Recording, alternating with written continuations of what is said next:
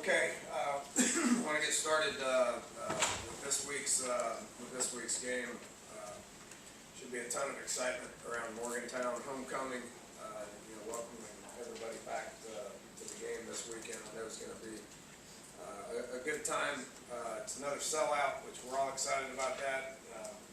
Last time we played here, it was a sellout, and it was extremely festive.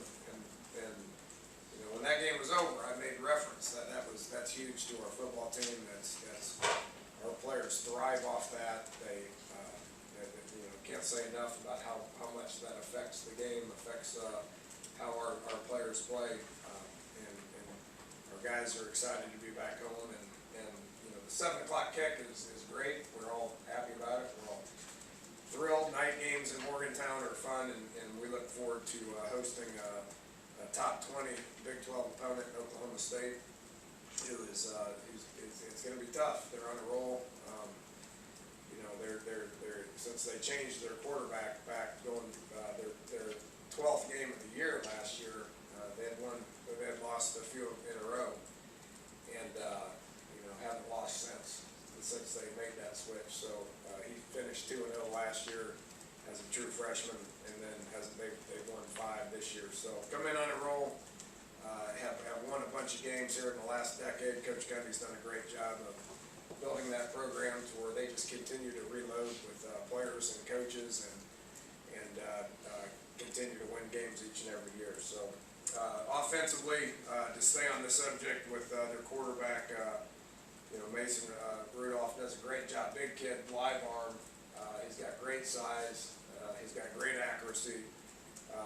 They're averaging almost 350 yards a game passing, so they're throwing it a good bit. Coach Gundy's always been a guy that wants to run the ball as much as they possibly can. They got 3 quality backs, and a physical O-line to the point where they're going to try to establish the run. And we're going to have something to say about that, as we did last week. Oklahoma tried to establish the run as well. We did a good job of shutting that down to the point where they had to rely on the pass game. Hopefully the same thing happens this week. They're going to try to get the run game going. Hopefully we shut that down and then do a little better job of defending the big play, which they got quality receivers that can make plays downfield. Be another good challenge for our defense. Offensively for us, going against if you look back at what our issues were against Oklahoma, I don't know how you look at this, but the issues that we had were protection in the pass game and tackles for loss in the run game. Well, you got an Oklahoma State team coming to town that leads the country in sacks and leads the country in tackles for loss. So I don't know how I feel about that as a coach. It's obviously one thing to know that that's something that we need to work on. So we're going to be working on it this week. But that 6 days later have to go out there and defend it against that. I prefer a little bit more time, obviously, but they do a great job up front. They got 2 great DNs, 2 big old DNs, Ogba and Bean, 6'5", 250 and 275. They're 2 great looking defense ends that get to the quarterback. They're stout. Their front 7 is really good. They're 52. The Simmons kid, their right backer, is a guy that's played a lot for him, runs that defense. I've known Glenn Spencer for a long time. He puts a lot on those Mike linebackers to be the coach on the field, and this guy's as good as they've had. So 2 great corners in Peterson and Lampkin that can cover. They will get in our young kids' face like Oklahoma did, and they will challenge us. So we're going to have to do a little better job of winning at times downfield. I think we've done a pretty good job offensively of run blocking and creating yards in the run game. It's going to be another challenge to be able to do that. And then we just got to get better in protection to give our quarterback time to throw it to guys that are open. Special teams, they've always been solid, no different now. Coach Gundy's been involved with the special teams ever since I've known him, so they've done a good job. They've had a few issues on their PATs, but that same guy has won them some field goals, won them some games with field goals towards the end of the year. So quality in all aspects, good test coming to town here Saturday night. So with that, take some questions. Dana, while you're on special teams. I was just wondering about your feelings on your kids last week and some of the same problems in the past cropped up.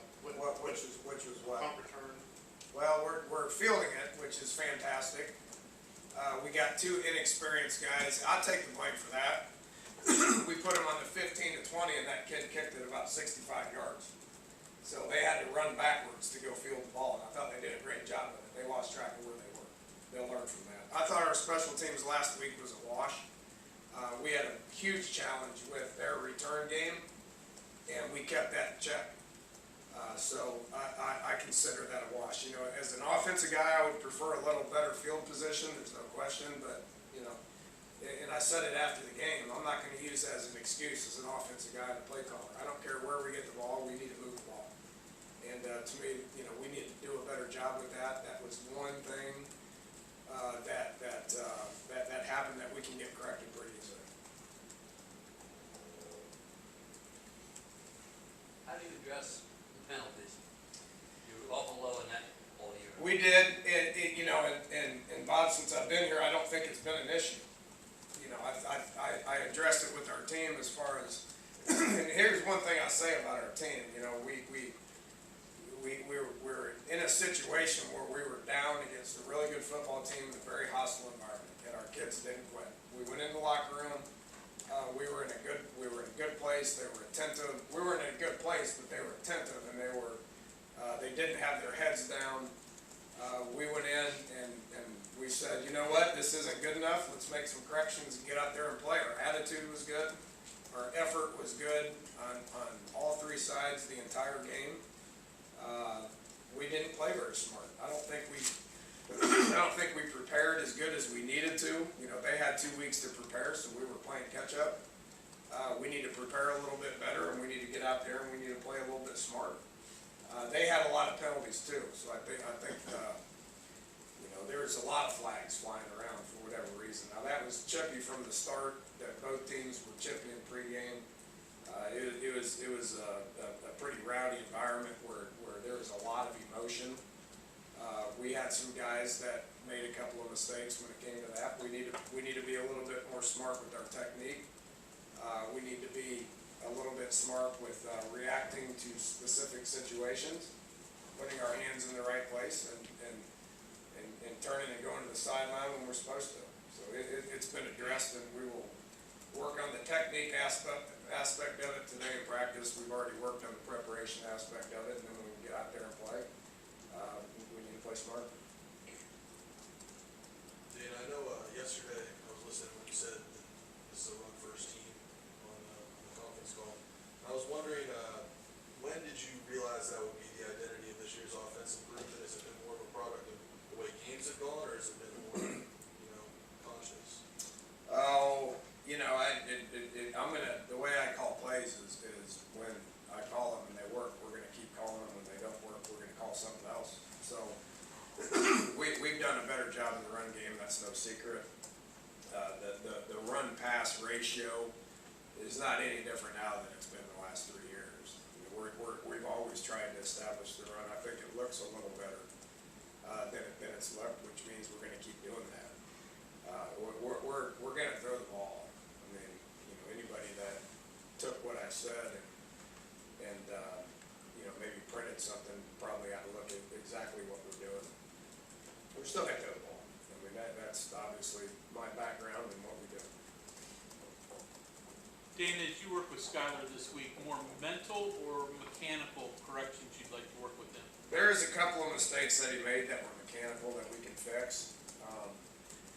You know, the mentality aspect of it is no different for the other 10 guys that are out there playing than what he is. You know, we win and produce, we lose and make mistakes as a unit. So, you know, he's not the one that needs to take the blame for a lot of the stuff that happened out there. There's some mistakes that he made that needs to get corrected. There's mistakes that our O-line made that needs to get corrected. There's mistakes that our receivers made that need to get corrected. There's mistakes that our running backs and tight ends made that need to get corrected. And situation is, learn from it, move on, and get out there and play well. How do you go about fixing some of the pass protection issues with just, I guess, a week or two so against what is a pretty good pass rushing team? Yeah, and again, I mean, that was one of the things that happened last week that wasn't as good as it needs to be for us to win. We played a very good team in a hostile environment that's good at defense as there's probably going to be out there this year. Oklahoma State brings a lot of state challenges, so again, with all kidding aside, it gives us an opportunity to be able to work on things that we need to work on to get out and play a little bit more motivated, play a little smarter with our technique. I will continue to coach and call plays as smart as I possibly can to put our guys in a position to be successful. And it needs to look a little bit better if we want to win. You know, we were right there at the end of the third quarter in the game, made a couple critical mistakes in the fourth quarter that cost us the game. If we want to win, we can't make those mistakes in those situations. You talking about Skylar, what did he show you on Saturday when it got tough, as far as being the quarterback and coming back and, making plays and trying to get the team back? Yeah, he doesn't get rattled. He comes to the sidelines. He's very communicative. I mean, he gets on the phones and talks with Coach Burchett and has good rapport with me and goes over to the O-line, talks to them, talks with the receivers. I mean, there's a lot of things of being the starting quarterback that need to exist that is you can't put in a stat line. And he's doing a great job with that. Very determined, hardworking young man that wants to come in. He watched the game 3 times on the way home. Came in Saturday and Sunday and watched it probably another 3 times. Did a good job in the run game, getting us into the right plays. There's some situations where I gear him in one direction and he's got to go with it or go a different direction with it. He did a good job with that. Missed some throws, but again, that when you're under pressure like that, I mean, it takes a toll on him. He's got to continue to be able to settle in the pocket, trust his offensive line, put his eyes where I want him to put his eyes, and throw accurate balls. Danny, you juggled that offensive line during the game. Are you going to set on something this week? Are you going to change things? What are you going to do there? Yeah, it's where we wanted to go with it. You want a starting offensive line and you want continuity, but this is we also want to save some guys and be able to play other people. I mean, that's a pretty demanding position, and if you can put other guys in the game to take some of those snaps off of our guys, I think it's beneficial not only for the long haul, but throughout the course of the game too. Right now we feel good with 6, so you're juggling it because you got, you only have 6. If we had 7 or 8, then you wouldn't have to move positions at all. Panky's pretty versatile. I've said this since day one. He can go from guard to tackle. I don't have anybody else that can do that. And Tony Matteo is a guy that can come in and play guard. So when we can move Tony from guard to guard, we can rotate 3 guards, but also kick Panky out as well. Dan, I know just 1 year in Stillwater on Mike Gundy's staff, but he said, hiring you was one of the smartest coaching decisions he's ever made. Looking back, what did you take away from that season? Geez, I can't remember last year, let alone 4 years ago, 5 years ago. How long was that? 5, 6 seasons ago. Wow. I mean, that's a long time ago. I had a great time there. Learned a lot. Organizational stuff with Mike is good. How to run the program from all aspects. Been fortunate to work with Kevin Sumlin and Mike Leach and Hal Mummy and some guys that I've taken bits and pieces from all those guys and developed it into what you currently see. So, I've said it numerous times. Was there for a year and it sped up my maturity process leading into being a head coach. And there's a lot of things that happened there that I still continue to do. And you put a lot on your cornerbacks in game situations. Too much in this past game, maybe, or? Well, we have confidence in them. There's no question about that. I mean, we have confidence in them. The nature of this defense is pressure. We feel like we need to do a lot of different things to create pressure on the quarterback. when that happens, that's less guys in coverage, and the less guys that's in coverage, the more likelihood you gotta play man coverage, so. We feel pretty good about those guys. They got beat a couple of times, and you know, when you play against good skill, I think we'd all be pretty naive to think that that's not gonna happen. I mean, you know, we knew that was gonna happen. It just happened a couple of times too much. So, you know, they gotta work hard to get better. Our guys do, you know, but we're gonna give up plays against teams. I mean, that's gonna happen. Anytime you play the caliber of the University of Oklahoma with their skill, I mean, that's gonna happen. You gotta have the ability to let it go and move on and not let it happen again. Yeah, what's your confidence level right now in your tackles as they move from the challenge striker, those guys from Oklahoma to now Opa, that group? You know, good. They got, you know, you gotta really study it. I mean, our guards got beat 2 or 3 times. You know, a double team with a tight end and a fullback got beat. You know, our tackles and guards collectively got beat. You know, just as far as man for man, those tackles getting back, I mean, they improved last week, and we expect them to improve again this week. Is a mechanical thing with Skylar, is it, it's a broad word, I'm trying to understand it better, but does that include holding on to the ball a little bit, and also, when you hold on to the ball, is it also because everything around you is collapsing and you have to extend the play somehow, but they're also trying to tackle you? No, I mean, there's technique situations with quarterbacks that we work on every single day. That's a very broad question, not quite sure where you're going with it, but, you know, there's things that we work every single day, from ball security to proper footwork to keeping 2 hands on the ball, to feeling pressure and moving around in the pocket, understanding when that clock is running out and you need to get out of there the appropriate way. If it was easy, there'd be a whole lot of people playing quarterback, and it's not, you know, especially with the likes of what that front was last week. So we went out Sunday and we worked 3 or 4 aspects of quarterback play in the pocket, and we'll go out again today and work on the same stuff. For the way through the season, it seems health-wise, you guys are in pretty good shape. I feel like we're in great shape. I think a lot of that has to do with Mike, Joseph, and his guys are doing downstairs. What they've done for the last couple of years, and what we focus on throughout the course of the week.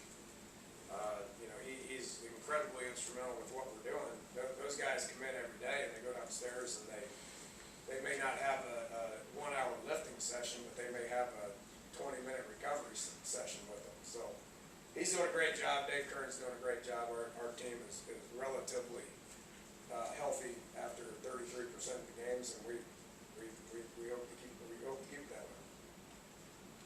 And with the thing, all the things that went bad in the game this week, one of the things that didn't again was Carl Joseph. Can you address just how the level he's playing at now? I mean, the way he's hitting people. Yeah, he's doing good, you know, and you know, things are gonna go wrong against the likes of University of Oklahoma.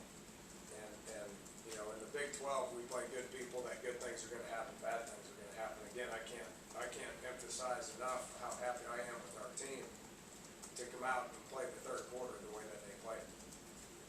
Going into the 4th quarter, you know, Carl got a pick, and we didn't capitalize on it offensively, and then it kind of made a couple of critical mistakes offensively to get that game from at that point it's a 10-point game to a 17-point game, which was tough to overcome in the 4th quarter. Carl's playing well, is you know, again, the inspirational leader for our team. He studies the game, he's motivated, he's elevated his play, and he expects everybody around him to elevate their play as well. So can't say enough about how he's playing and what he brings to this football team. David, it seems like the image of this conference has always been offense, but as you can see, everyone's asking questions about defenses in the Big 12. Do you see that things are kind of changing, or do you expect that to be the case, or has defense really in the Big 12 stepped up its game? There was one game that had almost, 200 points in it last week. there's some teams that can score with the best of them. I mean, two of them, I think, are ranked in the top 4 right now in the country that are on the horizon. With that said, I think those guys would be the first to say that you better have a defense that can get stops in critical situations to be able to win in this conference. Our defense is as good as it's been since I've been here. There's no question. You know, and it's a shame that you look at the stat sheet. You're looking at 44 points. Our defense feels like they could have held it below 24, which would have won that game. That's what counts. You know, so if you know, we're going to continue to elevate our game offensively to score as many as I can. And then defensively, it's about holding them to what you got to hold them to in order to win the game. When you play against some of these offenses that are coming up, Oklahoma State's one of them. You know, you got to focus on getting some stops when you get some stops. And then, you know, obviously on the other side, offensively, you got to score what you got to score in order to win. Against some of them, it looks like it might have to be 70. Dana, their receiver, Glidden, you recruited him, correct? Yeah, he's a good kid. He played hard. Yeah, he's a good little player. He's been through injuries, things like that, but the way he's played, he's been a constant for a couple of years. He has. He obviously is a good fit for that offense. And you knew him at Houston? You got to know him when you were at Houston, correct? No, when I went to Oklahoma State, he was from Oklahoma City. So we watched him, and I liked him, and offered him, and started recruiting. He didn't play for a couple of years because of injuries, but it's worked out good for him. It's good fit.